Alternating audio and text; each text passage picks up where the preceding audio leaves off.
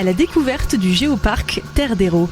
Une série proposée par l'ARA, l'Assemblée régionale des radios associatives d'Occitanie, avec le soutien du département de l'Hérault.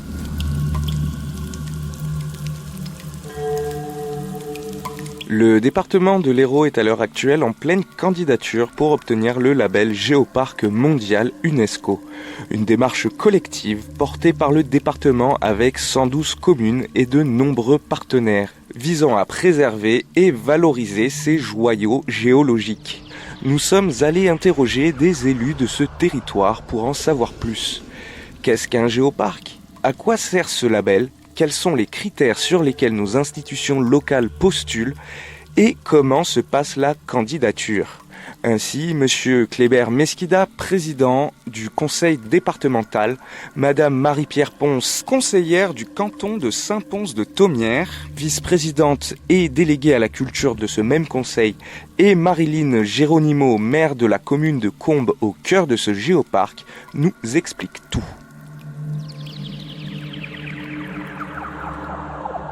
Géoparc dont nous allons parler, c'est le géoparc du Haut-Languedoc. Alors, ça part au-dessus de Bédarieux, ça monte sur les gorges d'Éric, sur les gorges de Colombières qui sont magnifiques, et l'on remonte petit à petit sur le Caroux, et nous allons jusqu'à l'Épinouse qui est le toit de l'Hérault avec ses 1600 mètres.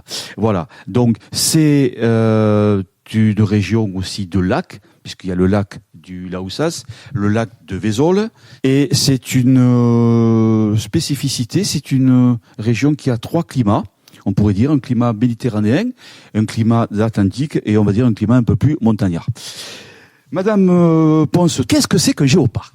Un géoparc, c'est un territoire qui représente évidemment un intérêt géologique fort. Marie-Pierre Ponce, conseillère du canton de Saint-Pons-de-Thomières, vice-présidente et déléguée à la culture du conseil départemental. Et pourquoi une labellisation ? Parce que justement, ça donne du poids et le département a choisi de le porter, ce projet de labellisation, parce que c'est une reconnaissance évidemment très importante à l'international qui va nous donner visibilité, qui va nous donner des moyens de préserver aussi ce patrimoine géologique remarquable. Voilà, donc tout ça, c'est une labellisation où nous sommes en quête de labellisation pour justement avoir cet atout important pour le département. C'est vrai que c'est la géologie, mais c'est tout un héritage. Il y a les paysages que nous avons aujourd'hui, il y a les hommes qui vivent et qui travaillent.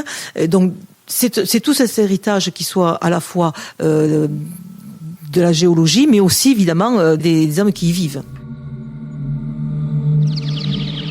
Bien, nous avons plusieurs événements culturels que le département soutient. Kléber Mesquida, président du conseil départemental. Qui sont principalement portés par les communautés de communes, voire certaines grandes villes.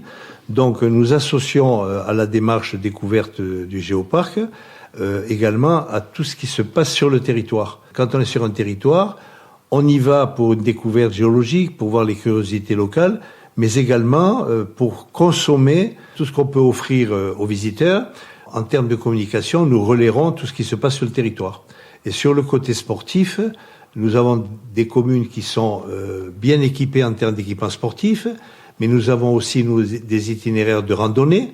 Donc, avec les itinéraires de randonnée, ça nous permet aussi de leur proposer une découverte du territoire d'une autre manière.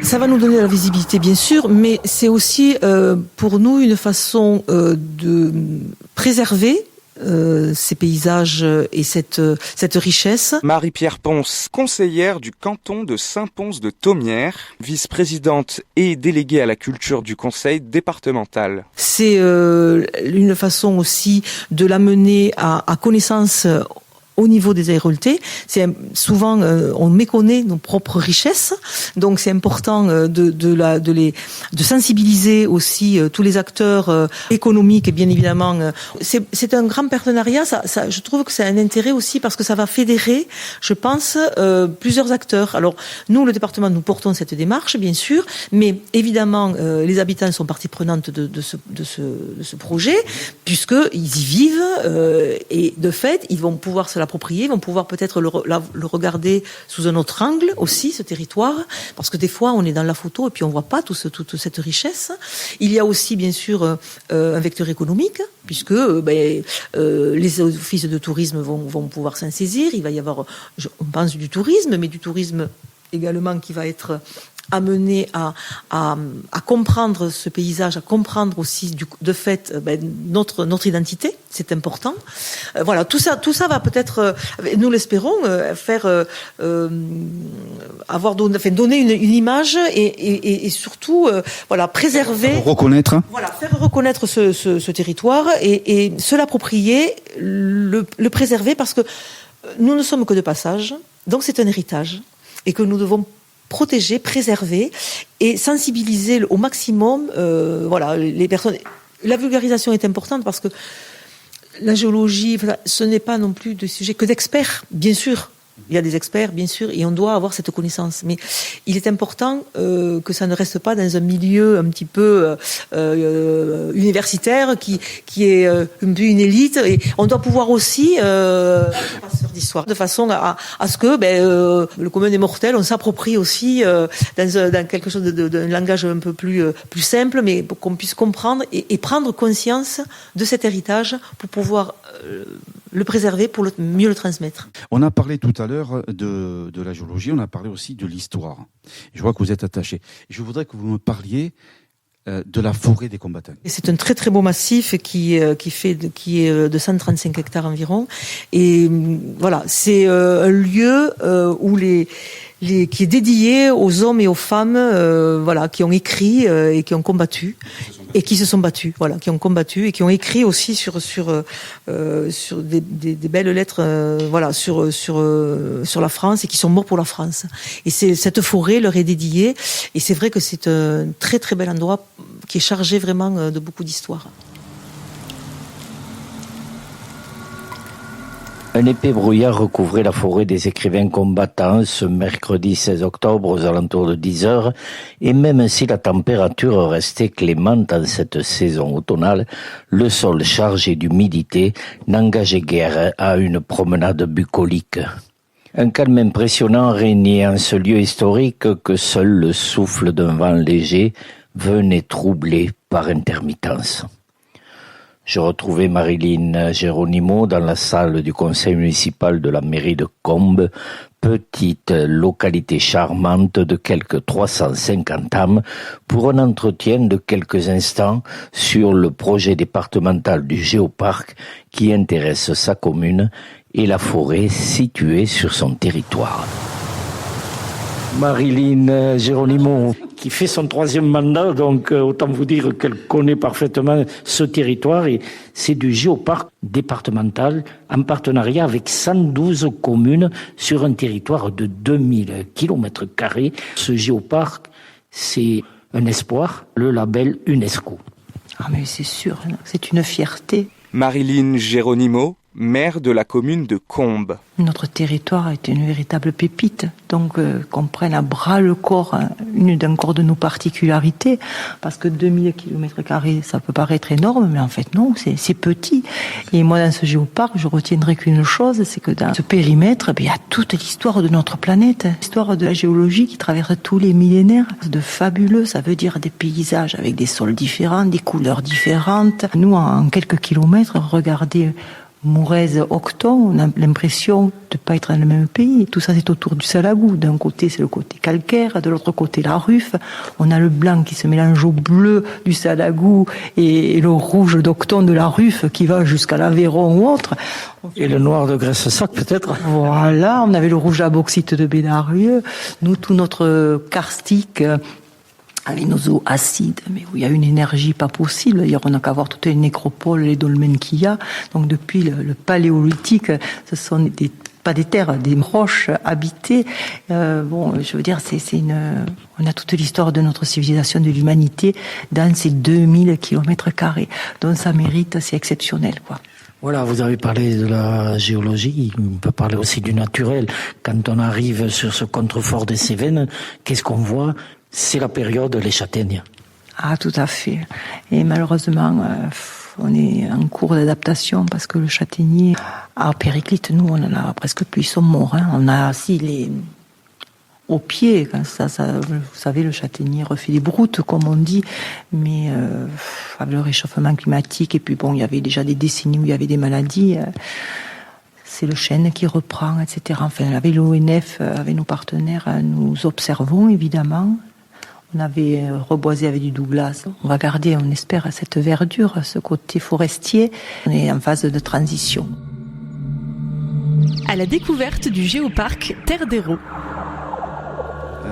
C'est vrai que de plus en plus, il me semble, on se retrouve et on essaye de faire des choses sur l'histoire, parce que l'histoire, ça nous permet de savoir d'où l'on vient. Qu'est-ce qu'on fait? Oui, donc on voit dans nos villages beaucoup d'associations qui travaillent là-dessus. Marie-Pierre Ponce, conseillère du canton de Saint-Pons-de-Thomières, vice-présidente et déléguée à la culture du conseil départemental. Parce que cette mémoire, on veut pas qu'elle s'échappe. Et c'est vrai que il y a beaucoup d'associations et souvent c'est des bénévoles qui s'en occupent, qui font un travail remarquable dans les villages, justement pour pouvoir collecter ces mémoires, pour pouvoir les transmettre.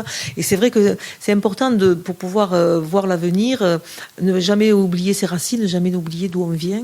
Voilà, c'est quelque chose qui est important et les maires, on y est souvent très attentifs en soutenant évidemment ces associations qui font ce travail-là. Un site remarquable de la forêt des écrivains combattants de la guerre de 14, bien entendu des deux guerres mondiales, ouvert en 1938 et remis au goût du jour en 52, après la Deuxième Guerre mondiale. Voilà, qui a été réhabilité. Marilyn Geronimo, maire de la commune de Combes. On a inauguré la nouvelle réhabilitation en 2016. Où ici j'avais le bonheur d'accueillir avec Monsieur Mégé. Ça a commencé sous Monsieur Mégé, mon prédécesseur, et après le projet à bras le corps et on l'a terminé parce que les stèles, beaucoup avaient disparu, étaient dans des broussailles et donc on a dit c'est quand même notre patrimoine.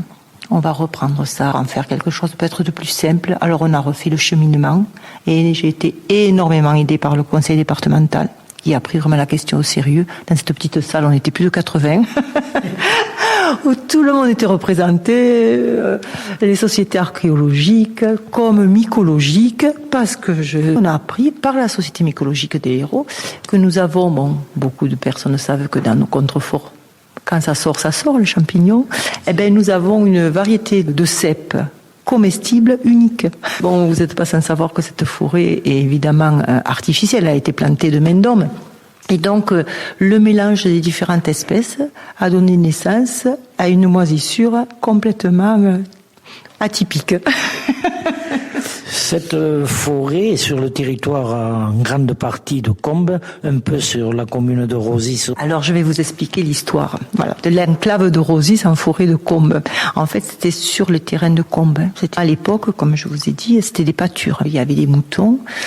Et quand je rends hommage au maire de l'époque, Monsieur Combescure, a accepté, parce qu'il y avait le choix de plusieurs sites en France, et l'Association des écrivains combattants a choisi notre commune. Évidemment, le maire a accepté. Un tollé au niveau de certains qui avaient quelques brebis. Donc inquiet, il y a eu cet échange avec Rosis pour calmer un peu. On a fait un échange. Rosis a donné de ses pâtures qui sont au ras de la forêt pour rassurer les éleveurs. Et on a fait donnant-donnant. On a dit, vous aurez une enclave dans notre forêt. Revenons à ces écrivains. Pour la France, 757 qui ont perdu la vie sur les deux guerres et 66 d'entre eux ont leur stèle à la forêt des écrivains combattants. Alors, est-ce qu'on peut en citer quelques-uns? Bien sûr. Max Jacob, Bertolt Albrecht, Jean Zay, mais Seconde Guerre mondiale et Première. Les plus connus, nous allons... Saint-Exupéry. Charles Péguy, Alain Fournier, Jean-Marc Bernard, Desnos, Lucien Rolmer, Raoul de Piguet de Rivasso. Parce que nous avons aussi des écrivains étrangers, comme Alan Singer, Macrea, qui était un Canadien, D'Ambrosio, un Italien, Joseph Vidal de la Blache, le grand créateur de toutes nos cartes quand on était enfant dans nos petites écoles. Mon tonnerre. Même des femmes. Oui, il y a eu Madame Albrecht, On a fait une exposition il y a un mois ici. D'ailleurs, une exposition qui tourne sur Bédarieux, sur l'UNAS. Hélène Nemirovsky aussi, comme femme.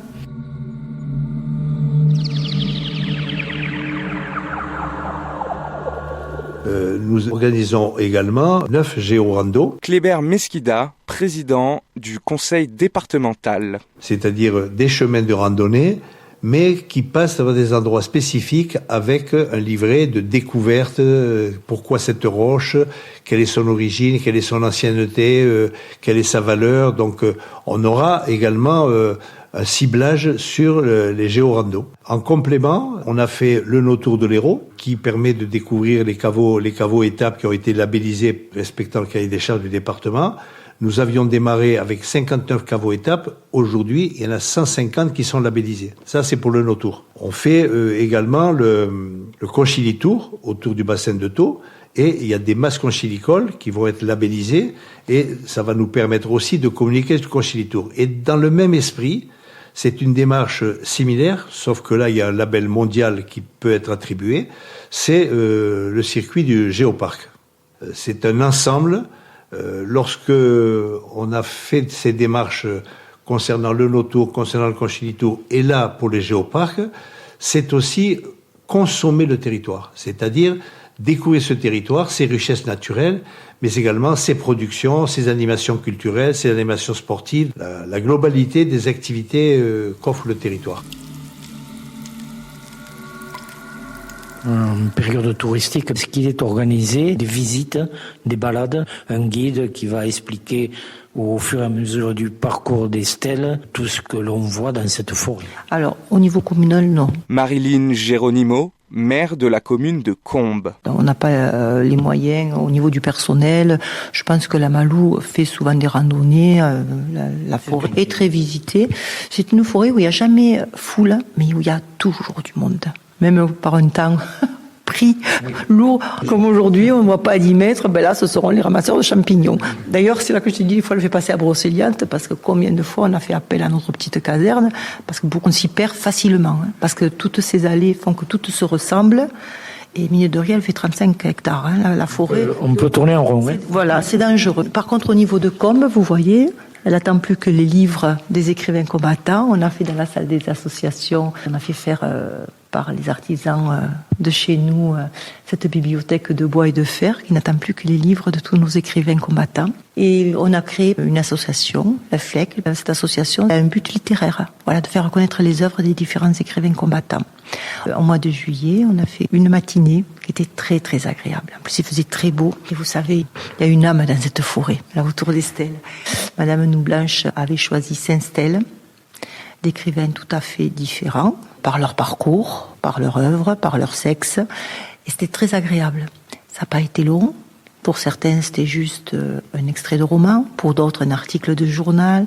Et à la fin, il y a eu le repas tiré du sac. Non, mais c'était très, très agréable. Voilà. Alors nous, on a pour le moment que la forêt des écrivains combattants. On n'a que cette association littéraire. Rappelons rapidement les missions de ce géoparc, les missions pédagogiques de découverte de la nature, découverte, vous l'avez dit, des richesses, découverte enfin pour les touristes d'un cadre merveilleux, un décor fabuleux. Alors, non, on n'a pas du tourisme de grande masse et puis c'est pas ce qu'on veut. Mais par contre, nous avons beaucoup de résidences secondaires, donc ça fait partie du tourisme aussi.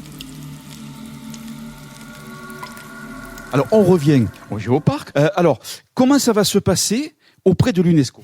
Alors, c'est ma collègue Gaëlle Lévesque qui est responsable de ce dispositif. Marie-Pierre Ponce, conseillère du canton de Saint-Pons-de-Thomières, vice-présidente et déléguée à la culture du conseil départemental.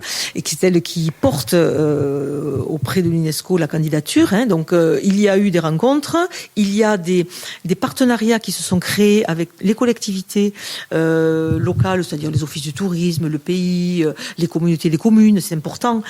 Très important. Qui se relaient local et territorial, donc avec des ambassadeurs, c'est-à-dire ce sont des personnes qui vont pouvoir expliquer, orienter les personnes qui vont venir découvrir d'une façon individuelle ou collective ces territoires.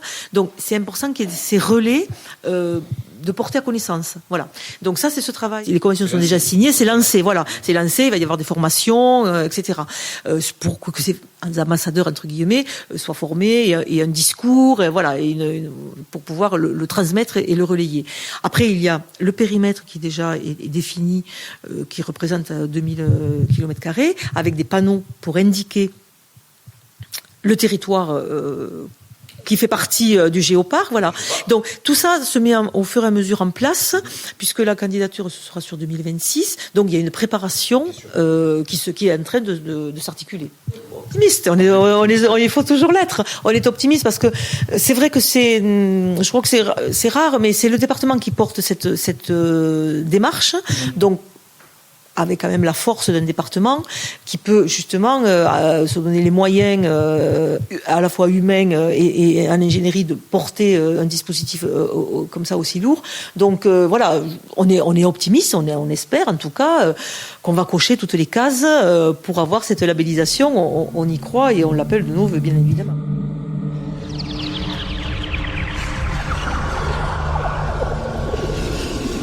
Cet épisode de la série À la découverte du géoparc Terre d'Hérault a été réalisé par FM+, avec la participation de Radio Ciel Bleu et de Radio Escapade, une production de l'ARA, l'Assemblée régionale des radios associatives d'Occitanie, avec le soutien du département de l'Hérault.